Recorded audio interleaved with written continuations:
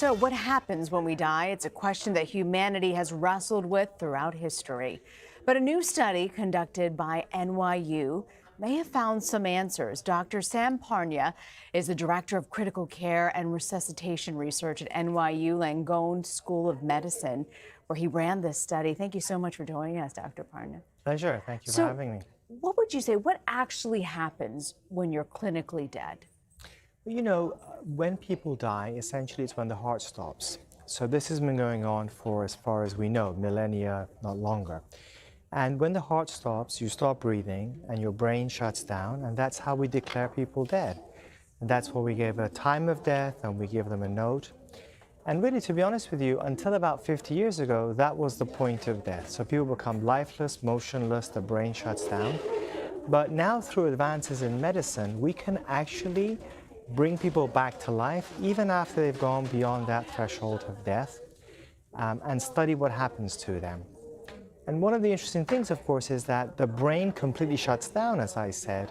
But what's fascinating is that the cells inside the body, and particularly the cells inside the brain, do not suddenly become annihilated. They go through a process of decay that can take a few hours, which is why we can actually medically bring people back to life after they have technically gone beyond that threshold of death for tens of minutes, if not hours of time afterwards. And that, of course, raises many interesting questions about what happens when we die. So tell me more about this study. How did you conduct it? And tell me about, how you came about reaching your findings, your conclusion. I'm an intensive care doctor, so my job is to essentially save people's lives and prevent them from dying.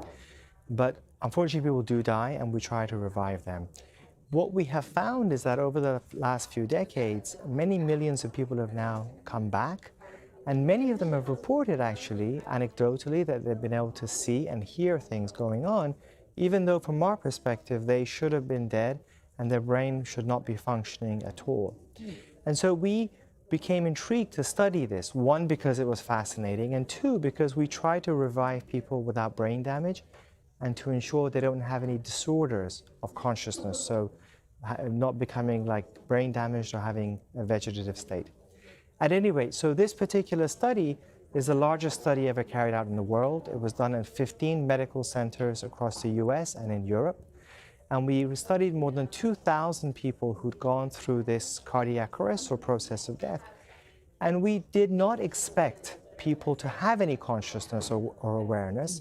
But intriguingly, up to 40% of people came back and had a perception of being aware of what was happening to them, even though they had technically gone beyond the threshold of death. Why do you think that is? Well, there's a lot to it. I should also add that among that group, 10% had a very deep, profound mystical experience that was very true to them. But interestingly, 2% actually had full awareness, could describe all the events that were going on that were validated. So of course the question is, why does that happen? And we don't have the answers, because to our scientific model, when people have died, there should be no more conscious awareness going on.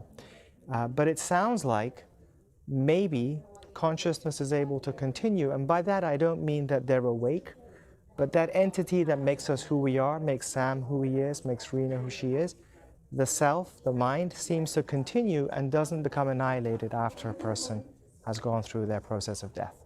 Were there any of the people that you studied that completely lost all consciousness? Well, that's what I was trying to explain. Yeah. Everybody loses consciousness immediately as soon as the heart stops. It's not like they're awake and watching us. Well, you mentioned that there were some people who remembered there was some sort of mystical experience that they were going through. Were there some people who said, nope, didn't feel anything, didn't? So some people don't have any recollections. What we don't know is whether they had experiences and forgot it afterwards, and that may be what's happening. Because of course we forget a lot of things, and most of the people who are brought back have issues to do with their treatments. We give them sedative drugs, which wipes out their memories. So that's part of what we're studying now, is does everybody have this experience? And how long does mind and consciousness continue in some format, even though we've gone beyond the threshold of death? Do you have some sort of conclusion as to how far the mind and consciousness goes? Again, from what we can determine, which is actually fascinating, and it raises questions about our whole science, about what happens when we die, is that it appears that even though people have gone beyond that threshold of death and their brain has shut down, that entity that we call consciousness, the mind, the psyche, whatever you want to call it, does not seem to become annihilated. From the evidence we have, that at least tens of minutes, if not hours of time afterwards. How long beyond that, we don't know at this point. For the folks who have lost consciousness and come back, have there been any long-term effects afterwards? Well, those people who have these very deep, profound, mystical experiences, often they describe a sensation of being very peaceful, seeing a bright, warm, welcoming light, sometimes deceased relatives. And intriguingly, some of them describe a sensation of a being that they describe as being perfect and full of light and love and compassion. Those who have that experience are often very positively transformed for the rest of their lives. It's very profound, Really? It's real to them. They become less afraid of death. They lose their fear of death completely. They engage in altruism. They're more helpful to people. They engage more with family. It completely changes them. So there's something very profound about this experience that they have. We often hear people say, I saw the light, some sort of light. Why do you think it is that some people see that and some people don't? Well, so there are two possibilities. One is that, as you said, only some people see it, and we think that, it might be 10%. But the alternative is that everyone sees it.